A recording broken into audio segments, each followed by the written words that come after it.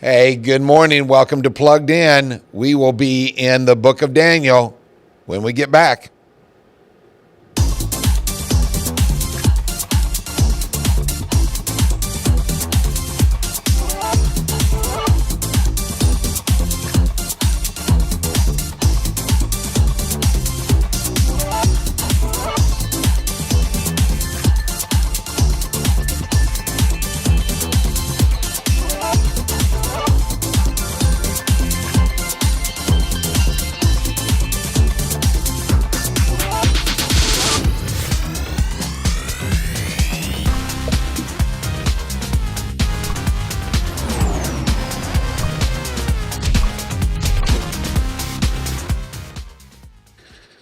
And welcome back to Plugged In. This is the week.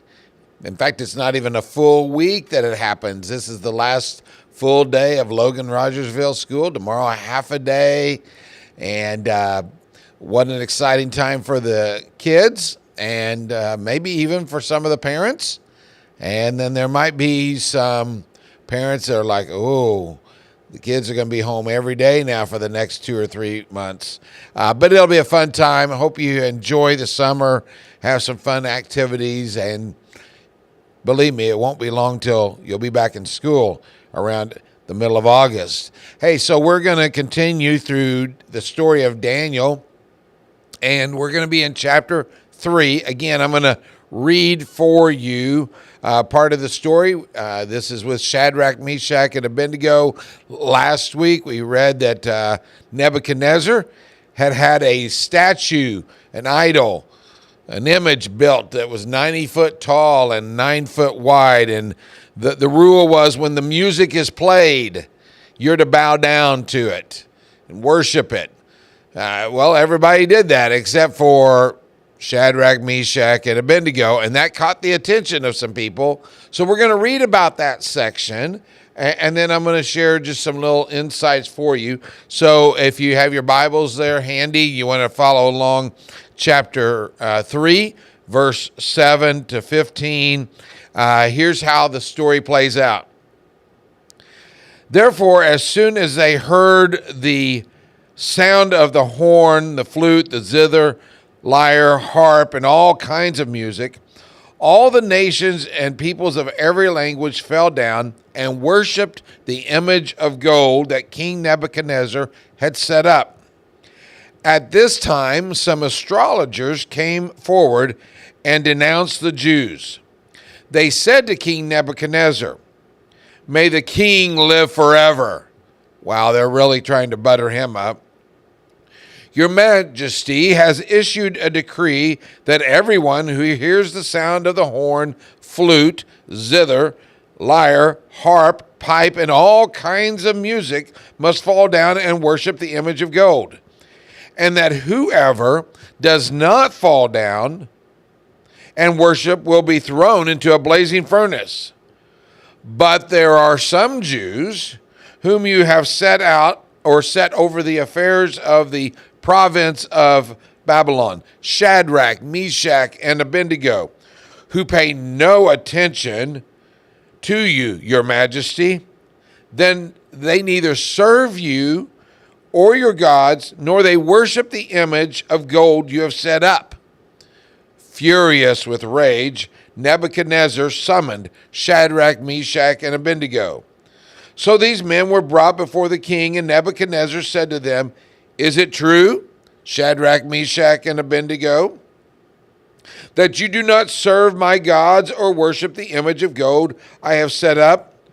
Now when you hear the sound of the horn, flute, zither, lyre, harp, pipe, and all kinds of music, if you are ready to fall down and worship the image I made, very good. But if you do not worship it, you will be thrown immediately into a blazing furnace. Then what God will be able to rescue you from my hand?" Excuse me for just a moment. Monday morning croup there a little bit. Shadrach, Meshach, and Abednego were given one more chance. Maybe it seems that the king had a little bit more favor toward them since other things that happened in the past. He knew they were really good friends with Daniel. He was impressed with Daniel.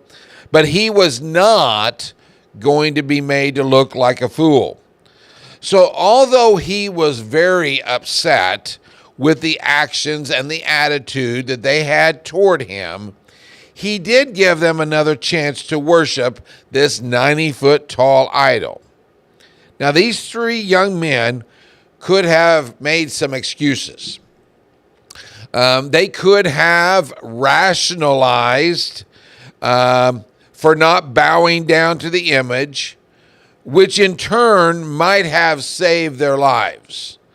I'm going to give you a list of things that they could have done where they kind of compromised a little bit, where they were at the middle of the road. I received these from my life commentary book on the book of Daniel. Here are some of those suggestions. Nebuchadnezzar, we will fall down but not actually worship the idol. King Nebuchadnezzar, we will not become idol worshipers, but we will bow down to it this time, and then we will ask God for forgiveness. You know, the king has absolute power, and we must obey him. God will understand. Well, the king appointed us to this position. We owe it to him.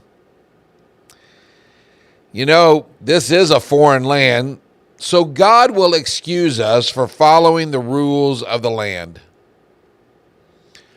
What's the big deal? Our ancestors set up idols in God's temple. This isn't as bad as what they did. You know what? We're not hurting anyone. The excuses sounded sensible.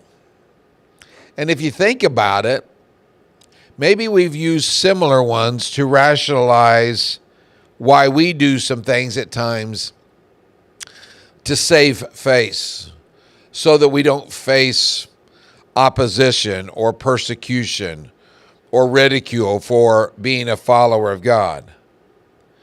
But here's the thing.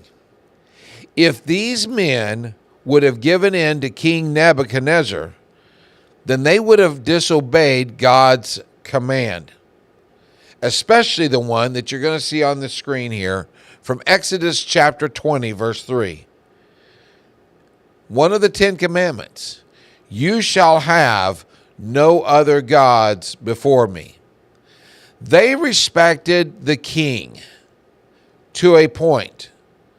But when the king's laws and the king's rules decided to have nothing to do with God, then King Nebuchadnezzar found out he was in second place. Shadrach, Meshach, and Abednego stood up for the God of creation who had created them and whom they were serving. When you join us next week, we're going to see what they say to the challenge that King Nebuchadnezzar gives them. And it might surprise you even to what extent they are willing to go to stand for the truth and to stand for their God. Thank you again for joining us this week. Have a wonderful week, and we will see you next week on Plugged In.